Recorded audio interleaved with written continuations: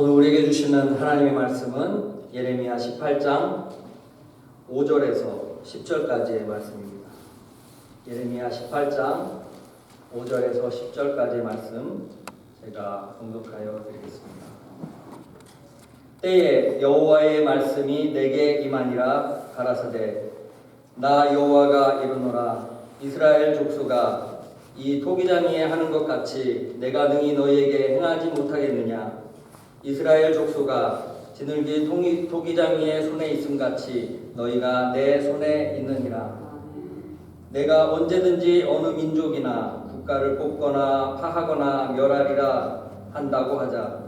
만일 나의 말한 그 민족이 그 악에서 돌이키면 내가 그에게 내리기로 생각하였던 재앙에 대하여 뜻을 돌이키겠고, 내가 언제든지 어느 민족이나 국가를 건설하거나 심으리라 한다고 하자. 만일 그들이 나 보기에 악한 것을 행하여 내 목소리를 청종치 아니하면 내가 그에게 유익해 하리라 한 선에 대하여 뜻을 돌이키리라. 아멘. 오늘도 복된 날입니다. 우리 주님의 은혜와 평강이 오늘 예배 가운데 함께 하시는 여러분 모두에게 충만하게 임하시기를 주님의 이름으로 축원합니다. 아멘. 여러분, 지난주 말씀 제목 혹시 기억하십니까? 왜 웃으시는지. 네, 실망을 극복하십시오 라는 제목이었습니다. 환경은 변하고 사람은 변해도 변하지 아니하시는 하나님께 기도하고 믿음으로 전진해 나아가다 보면 실망을 극복하고 쉴만한 곳, 큰 나무들 가득하고 그리고 오아시스 가득한 엘림이라고 하는 곳을 인도해 주실 것이다 라는 말씀이었습니다. 그런데 오늘 말씀 제목은 하나님께서 뜻을 돌이키실 때라는 제목입니다. 지난주에는 하나님은 변하지 않는다고, 변하지 않으시는 하나님이라고 했는데 오늘은 뜻을 돌이키시는 하나님, 얼핏 들으면 좀 헷갈릴 수도 있을 것입니다.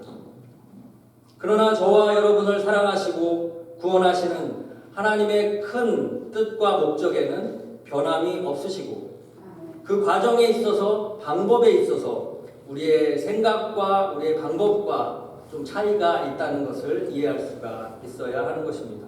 예를 들어서 집에 소중한 손님이 오기로 되어 있었습니다. 그러면 정성스럽게 맛있는 음식을 준비할 것입니다. 그리고 그 준비한 음식을 이제 손님이 올 쯤에 그릇에 담아서 내놓게 됩니다. 그런데 늘 사용하던 그릇이었는데 그날따라 그릇에 금이 살짝 가 있습니다. 그러면 어떻게 합니까? 아, 이 그릇은 못 쓰겠구나 하고 옆에다 둡니다. 또 다른 그릇을 급하게 꺼내서 거기에 음식을 담으려 보니까 이 그릇은 또 뭐가 묻어 있습니다. 여러 가지 묻어 있어서 설거지를 해야 되는데 설거지할 타이밍이 아닌 것 같습니다. 그러면 어떻게 합니까? 좋은 그릇이지만 이번 기회는 패스, 지나가는 겁니다. 그리고 다른 그릇을 사용한다라는 것입니다. 그러나 손님에게 음식을 대접하는 그 목적에는 변함이 없는 것입니다. 또 한 가지 예를 들자면 여행을 가려고 차를 함께 탔습니다. 그리고 차에 타고 목적지를 향해 가고 있는데 도로길에 사고가 났습니다. 오늘도 교회 오시는 가운데 바람이 많이 불어서 차들이 여기저기 쓰러져 있다는 이야기를 들었습니다. 그러면 어떻게 합니까? 좀 지체됩니다. 그리고 어떤 경우에는 길을 아예 막게 되면 길을 돌아서 가야만 합니다. 그러나 그 목적지를 향하여 가는 그 여행은 멈추지 않고 포기하지 않고 가게 되는 것입니다. 결국 목적지에 그 길은 아니지만 다른 길로 돌아서라도 그 목적지까지 가는 것입니다. 여러분, 하나님의 큰 뜻은 무엇입니까? 디모데전서 2장 4절에 보면 하나님은 모든 사람이 구원을 받으며 진리를 아는 데 이르기를 원하신다라고 말씀하십니다. 여러분, 예레미야서의 주된 내용은 하나님께서 하나님의 구원 역사를 위해 이스라엘을 선택하셨고 다른 민족은 지나가셨다라는 그런 말씀입니다. 그러나 지나가시고 끝이 아니라 하나님의 구원을 위해 이스라엘을 심으셨는데 그 이스라엘이 범죄하여서 하나님께서 그 나무를 뽑듯이 그 이스라엘을 뽑을 것이다. 그리고 다른 것을 심을 것이다. 이러한 내용들입니다. 그래서 심고 하나님의 구원의 목적을 위해서 한 나라를 심기도 하고 뽑기도 하고 멸하기도 하고 그리고 이 그릇을 사용하려고 했는데 지나가기도 하고 이것이 하나님의 구원의 경륜인데 큰 목적으로 보자면 하나님은 모든 사람을 구원하시기 위해 하나님만의 방법으로 그 모든 것을 사용해 나아가신다는 것입니다.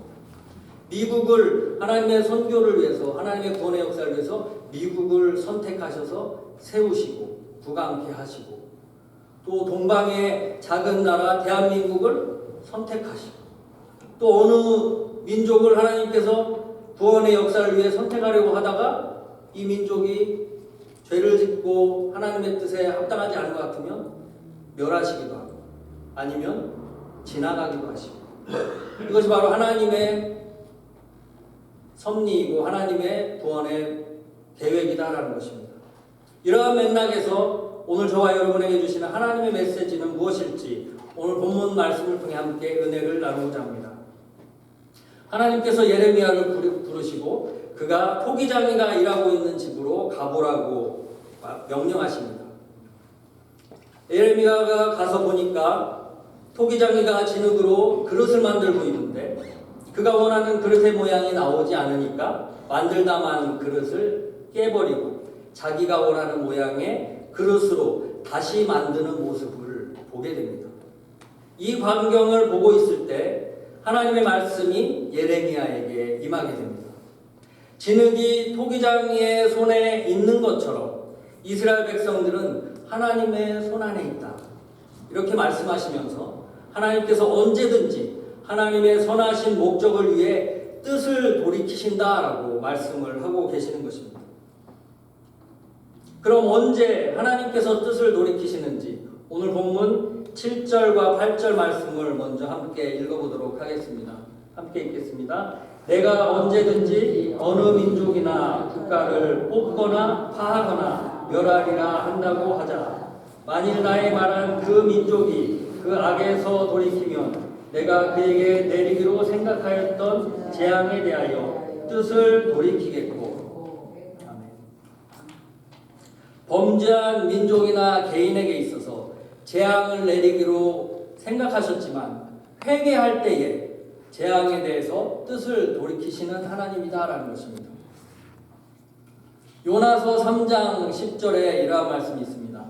하나님이 그들이 행한 것, 곧 그 악한 길에서 돌이켜 떠난 것을 감찰하시고 뜻을 돌이키사 그들에게 내리리라 말씀하신 재앙을 내리지 아니하시니라. 이런 말씀이 있습니다. 이 말씀의 배경이 무엇입니까? 요나는 북이스라엘의 선지자였습니다. 주전 8세기경에 활동한 선지자인데 그에게 하나님의 특별한 미션이 부여되었습니다.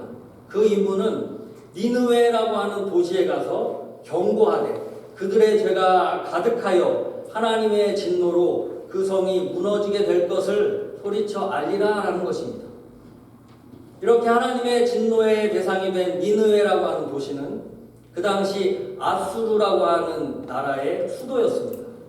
아수르는 그 당시 북이스라엘 가장 가까이에서 북이스라엘을 위협하고 있던 나라였습니다. 그리고 실제로 그 이후에 북이스라엘은 아수르에게 멸망을 당하게 됩니다. 니느웨라고 하는 도시는 이방신을 섬기는 도시였기 때문에 하나님의 선택받은 선민인 이스라엘 사람인 요나로서는 이방인들에게 그들의 멸망을 미리 알리라고 하시는 하나님의 명령이 그리 내키지가 않았습니다. 그래서 하나님의 명령을 어기고 욥바라고 하는 곳에서 다시스로 가는 배를 타게 됩니다. 니느웨는 이스라엘 동쪽 내륙에 있는 도시이고 욥바는 이스라엘 서편 끝 해안가에 있는 도시입니다. 그러니까 반대 방향으로 간 것입니다. 그런 요나는 하나님의 징계를 받아서 물고기 뱃속에서 3일 동안 갇혀 있게 됩니다. 그 가운데 하나님께 회개한 후에 물고기 뱃속에서 나와서 니느웨로 향하게 됩니다. 이렇게 죽을 고비를 넘기고 회개한 요나는 니느웨에 가서 하나님께서 명령하신 대로 그 성이 40일이 지나면 무너진다라고 외치게 됩니다. 이렇게 요나가 하나님의 메시지를 전하자 니느웨 성에 회개 운동이 일어나게 되었습니다. 요나가 하나님의 메시지를 전하기 얼마 전에 니느웨 성에는 커다란 전염병이 돌았고 그리고 여러 가지 재앙들이 있었습니다. 그래서 사람들이 불안에 떨고 있었습니다. 그리고 기원전 763년 6월 15일이 계기일식이 있었던 때였습니다. 계기일식이 뭡니까? 해를 가려버리는 그러한 사건입니다. 그 당시에는 일식에 대한 지식이 없었기 때문에 낮에 태양이 가려져서 칠흑같이 어둡게 되는 것을 신의 저주로 생각하고 그들이 매우 두려워하고 있던 때였습니다. 그렇기 때문에 이러한 불길한 징조들로 인해서 불안해하고 있던 터에 하나님을 섬기는 이스라엘 선지자 요나가 성이 곧 무너질 것이다 라고 선포하니까 니느웨 왕이 정신이 번쩍 들어서 모든 백성과 가축까지 붉은 베옷을 입고 금식하라 이렇게 하면서 철저히 회개운동을 시켰습니다. 그러자 놀랍게도 하나님께서는 그들에게 내리려던 재앙을 내리지 않으시고 그들을 살려주십니다. 하나님은 모든 사람이 구원을 받으며 진리를 아는 데 이르기를 원하신다라고 아까 말씀을 드렸습니다. 이 변하지 않는 큰 뜻을 위해 하나님께서는 회개하는 자라면 누구든지 그 뜻을 돌이키고 재앙을 면하게 해 주신다라는 것입니다. 두 번째는 9절 10절에 있는 말씀이 있습니다. 우리 9절과 10절 한번 읽어보겠습니다.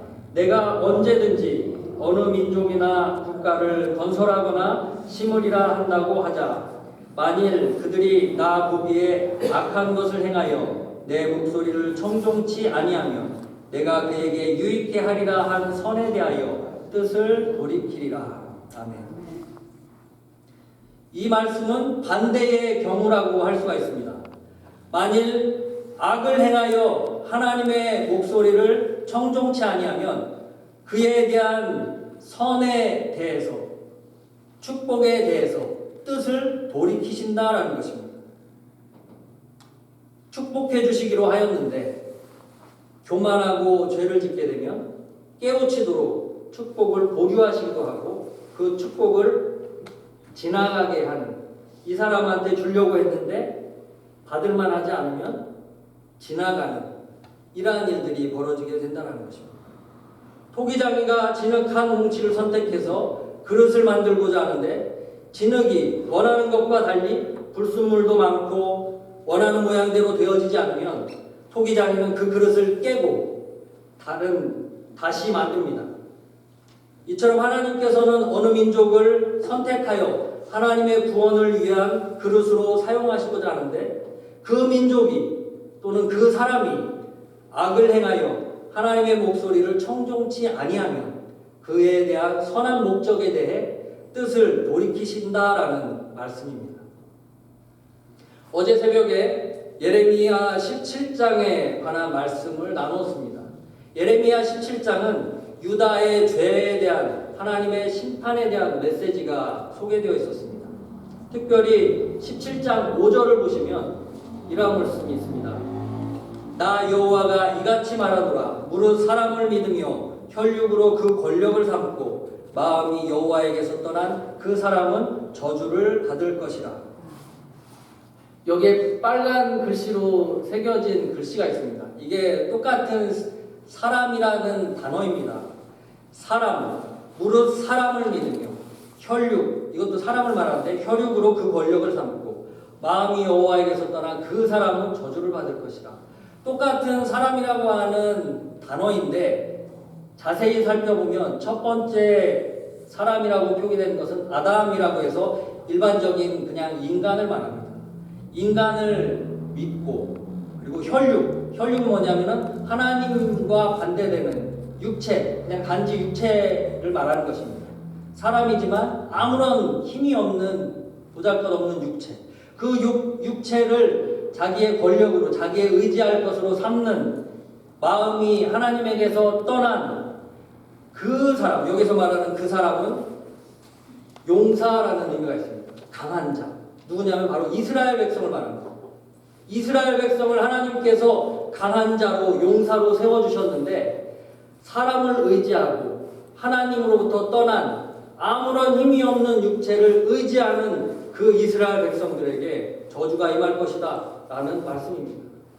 오늘날의 상황에서 해석을 해보자면 우리가 하나님을 의지하고 하나님을 신뢰하고 하나님께 기도하고 해야 될 터인데 하나님보다 다른 것에 마음을 빼앗기고 그 마음이 하나님께로 향하지 아니하고 다른 것을 의지하려고 하는 마음이 있지는 않는지 하나님께서 저와 여러분을 용사로 세워주셨습니다. 저와 여러분 가운데 말씀의 검을 주셨습니다. 그럼 어떻게 세상과 싸워야 됩니까? 말씀의 검을 들고 세상과 싸워야 됩니다. 그런데 하나님께서 주신 말씀의 검을 사용하지 않고 다른 사람들을 의지합니다. 인터넷이 너무나도 발달해서 요즘에는 많은 박사님들이 계신데 그 박사님들을 의지합니다. 그 구박사님이라고 아십니까요? 구박사님. 구글. 뭔 일 있으면 구글을 찾습니다. 유박사님이 계십니다. 예, 유튜브가 가라사대. 유튜브 완전 팬인 분이 계십니다. 하나님의 말씀보다 유튜브가 더 믿을만해요. 유튜브에서 이렇게 말했으니까 이거야.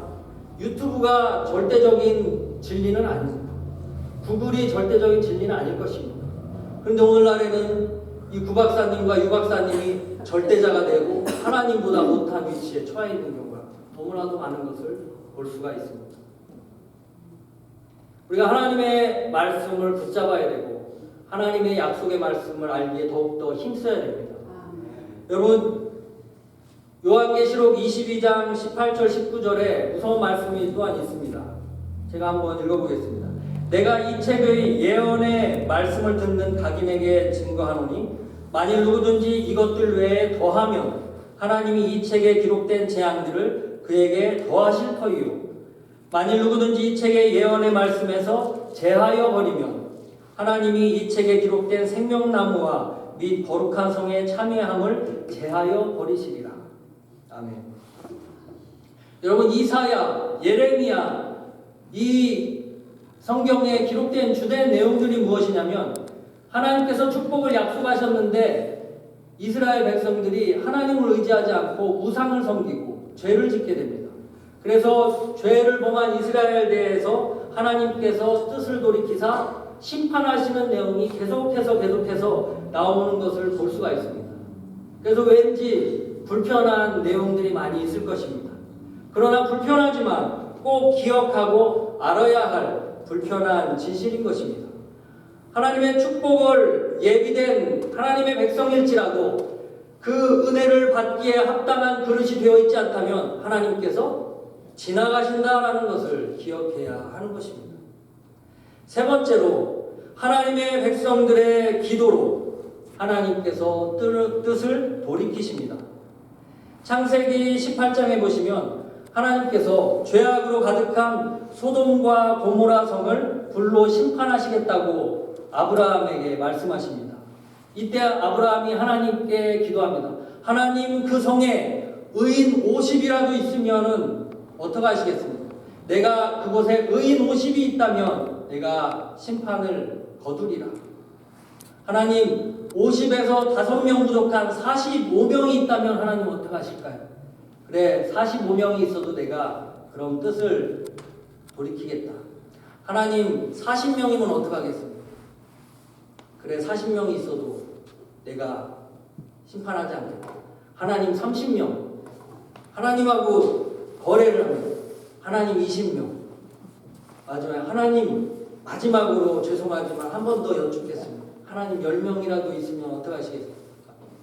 그래 내가 거기에 의인 10명이라도 있으면 내가 심판하지 않을 것이다.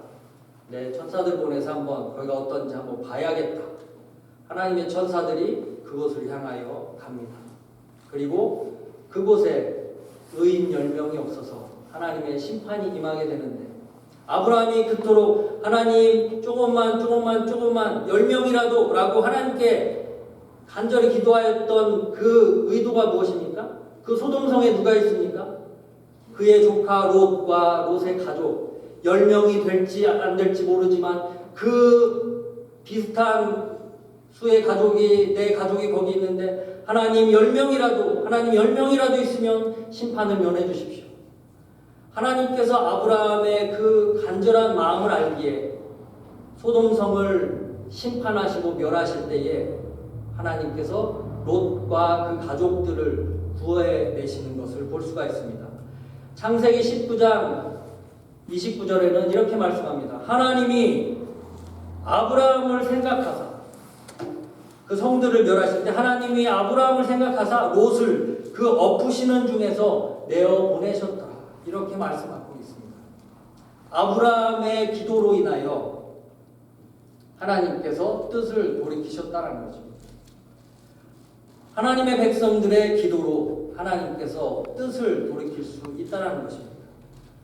출애굽기 32장에 보시면 모세가 하나님의 말씀을 받기 위해 시내산에 올라갑니다. 그곳에서 하나님으로부터 약속의 계명을 받습니다. 10계명이 새겨진 돌판을 하나님의 약속이 새겨진 그 말씀을 받아서 산에서 내려오는데 그런데 그 산 아래에서는 어떤 일이 일어나고 있었습니까?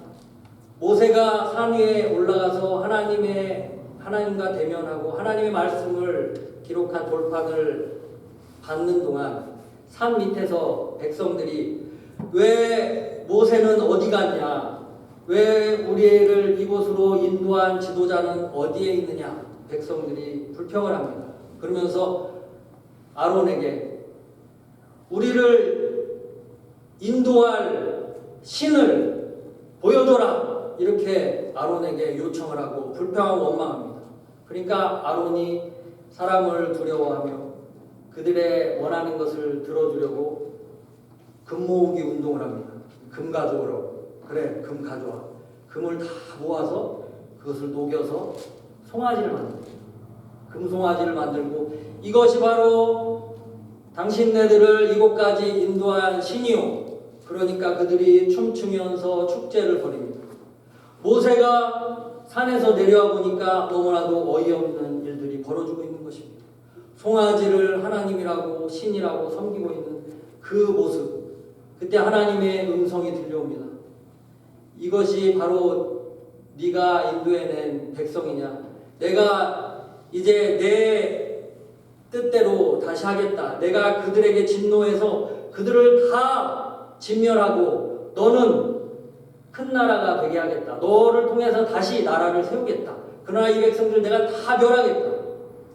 그때 모세가 하나님께 하나님의 약속의 말씀을 붙잡고 하나님께서 약속하신 아브라함과 이삭과 야곱의 그 조상의 후손인 이들을 하나님 멸하시렵니까? 하면서 하나님께 간절히 기도합니다. 그때 하나님께서 모세의 기도를 들으시고 32장 14절에 보면 여호와께서 뜻을 돌이키사 말씀하신 화를 그 백성에게 내리지 아니하시니라 라고 말씀합니다. 하나님이 사람의 기도로 하나님께서 뜻을 돌이키신다라는 것을 알 수가 있습니다. 여러분 야고보서 5장 15절에는 이와 같은 말씀이 있습니다. 믿음의 기도는 병든 자를 구원하리니 주께서 저를 일으키시리라. 혹시 죄를 범하였을지라도 사하심을 얻으리라. 이러므로 너희 죄를 서로 구하며 병 낫기를 위하여 서로 기도하라. 의인의 간구는 역사하는 힘이 많으니라. 질병으로 인해서 죽을 운명에 처해 있다 할지라도 하나님의 백성의 간절한 기도로 하나님께서 뜻을 돌이키시고 그를 고쳐주실 수 있음을 믿으시기를 바랍니다. 심판하시기로 작정되어서 멸망 가운데 빠질 그러한 운명에 처한 영혼일지라도 하나님의 백성의 간절한 기도로 그를 사망에서 생명의 길로 끌어올릴 수 있다는 것을 기억하시기를 바랍니다. 이 밖에도 믿음의 사람들의 기도로 인해 예정된 하나님의 심판을 막고 어려움을 극복한 경우를 역사 속에서 많이 볼 수가 있습니다.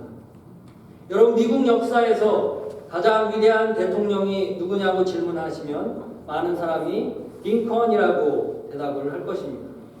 그는 가난한 집에서 태어났고 지독한 시련을 많이 겪은 대표적인 인물입니다. 학교 공부는 별로 한 것이 없었고 두 번에 걸쳐서 사업에 실패해서 여러 해 동안 빚더미에 고생을 했습니다. 정치가가 된 다음에도 선거에 8번이나 떨어지는 뼈아픈 경험을 했습니다. 그러나 그는 어머니로부터 물려받은 성경책에 기록된 하나님의 약속의 말씀을 붙잡고 기도하는 기도의 사람이었습니다.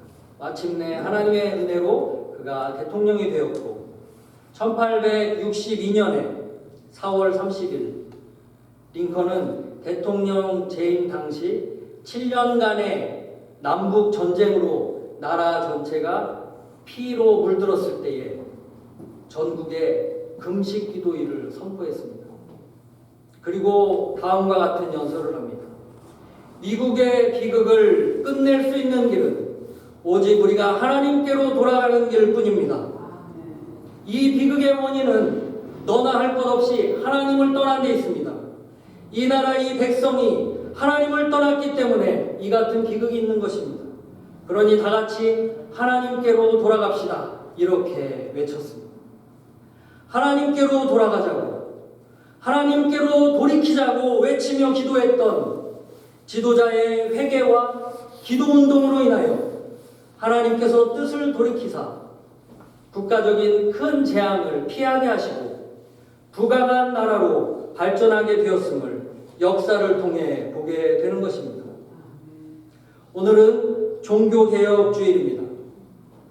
종교개혁은 1517년 10월 31일 종교개혁가 마틴 루터가 로마 가톨릭 교회의 교황 중심의 부패한 교리와 제도를 새롭게 개혁시키고자 했던 개혁운동이라고 할 수 있습니다.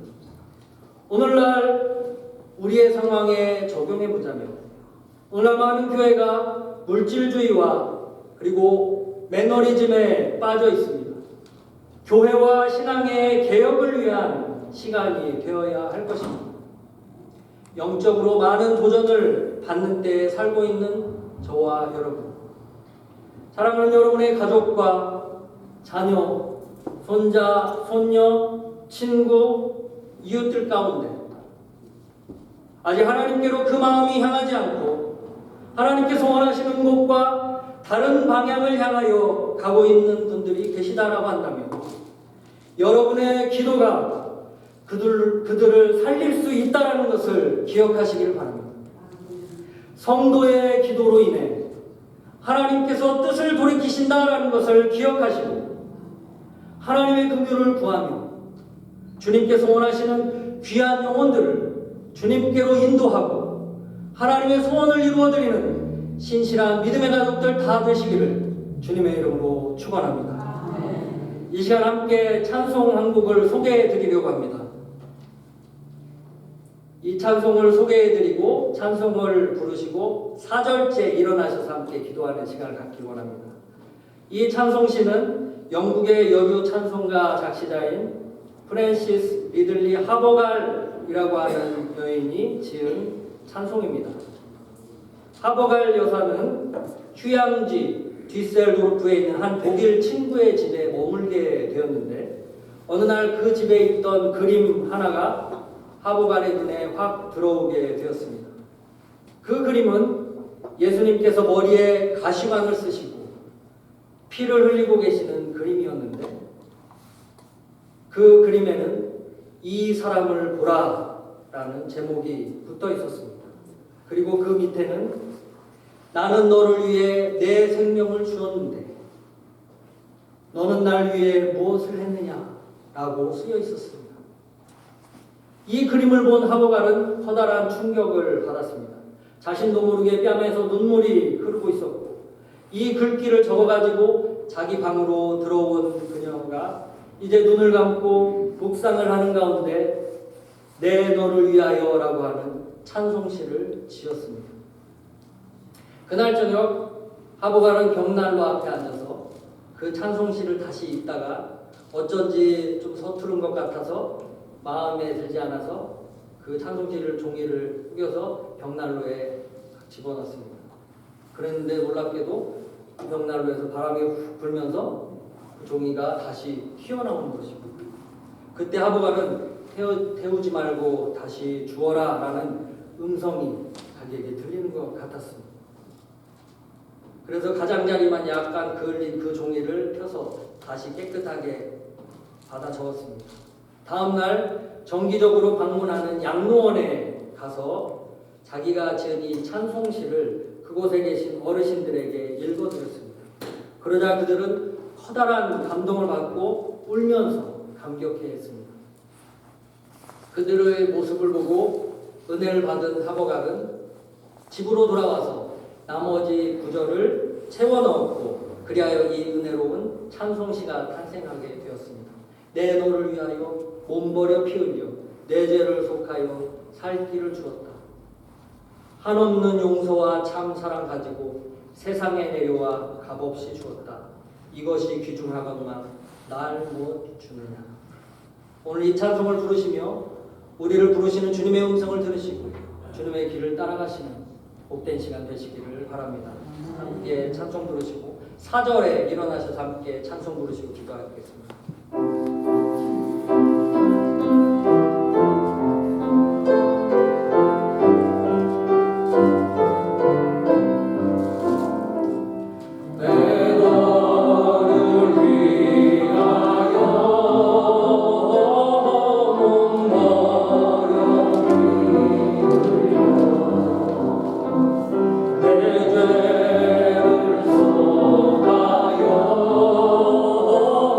살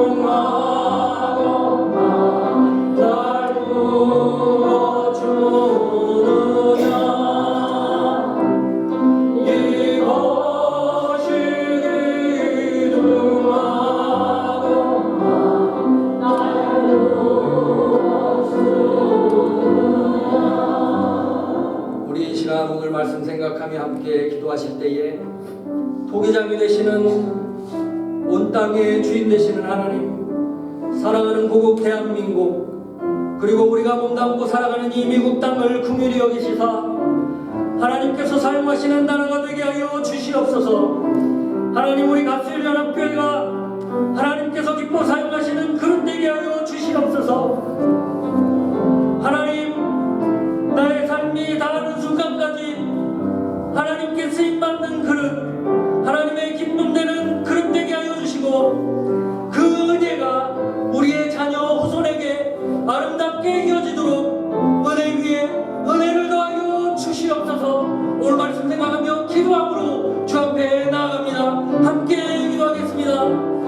할렐루야. 살아계신 하나님 아버지, 이 땅을 긍휼히 여겨주시고 하나님의 축복과 은혜가 지나가지 아니하게 하시고 온전히 심겨지게 하여 주시고 열매 맺게 하여 주사 하나님의 기쁨 내며 하나님의 영광을 드러낼 수 있는 이 나라와 이 민족 되게 하여 주시옵소서.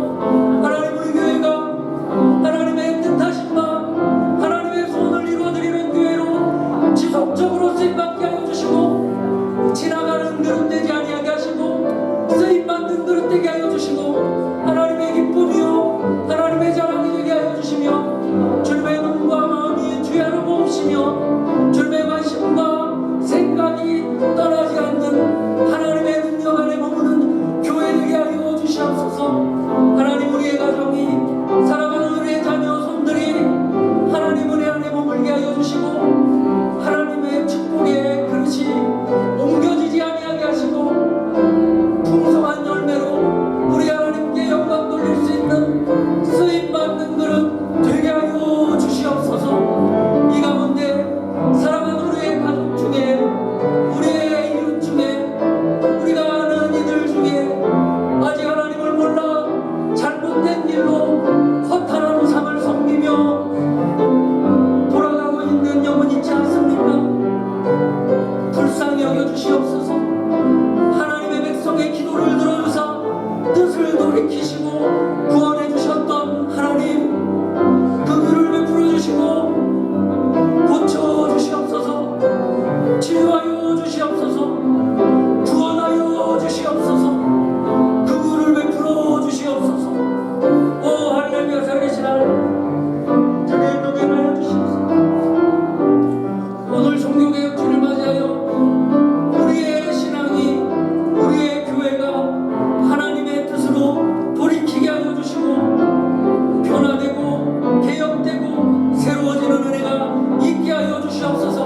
그리하여 우리 인생이 다하는 날까지 하나님 보시기에 쓸만한 그릇 되게 하여 주시고 하나님의 기쁨이요 자랑이요 면류관이 되는 존귀한 하나님의 백성 되게 하여 주시옵소서. 오 할렐루야. 감사합니다. 하나님, 우리 하나님께서 우리의 기도를 통해 뜻을 돌이키시고 치료하시고 구원해 주신다는 말씀을 듣게 하시니 감사합니다. 하나님의 백성들을 끝까지 사랑하시고 구원하시고자 기다리시고 돌이켜 주님께 나아올 때에 뜻을 돌이키사 구원하여 주신다고 하신 하나님, 우리의 가족, 이웃 중에 아직 하나님께서 원하시는 방향으로 가지 않고 있는 영혼의 이름을 생각하며 그 영혼을 주님의 이름 앞에 맡겨 드리오니 구원하여 주시옵소서. 질병 가운데 있는 영혼 위하여 기도하오니 치료하여 주시옵소서. 하나님께 쓰임받는 이 나라, 우리 교회, 우리 가정 되게 하여 주시옵소서. 이제는 우리 인생의 길과 진리와 생명 되시는 선한 목자 우리 주 예수 그리스도의 은혜와 하나님 아버지의 크고 놀라우신 사랑과 성령님의 감화 감동 위로 인도 교통하심의 역사가 뜻을 돌이키시는 하나님의 심판과 긍휼을 깨닫고 하나님께 쓰임받는 그릇으로 살아가길 다짐하는 사랑하는 모든 믿음의 권속들 머리 위에 저들의 가정과 직장과 캠퍼스와 자녀들 장래 위에 치료와 회복을 기다리는 모든 교우들과 사랑하는 우리 목사님과 가정 위에 우리가 몸담고 살아가는 이 나라 세계 역사 위에 이제로부터 영원토록 함께하여 주시옵기를 간절히 축원하옵나이다. 아멘.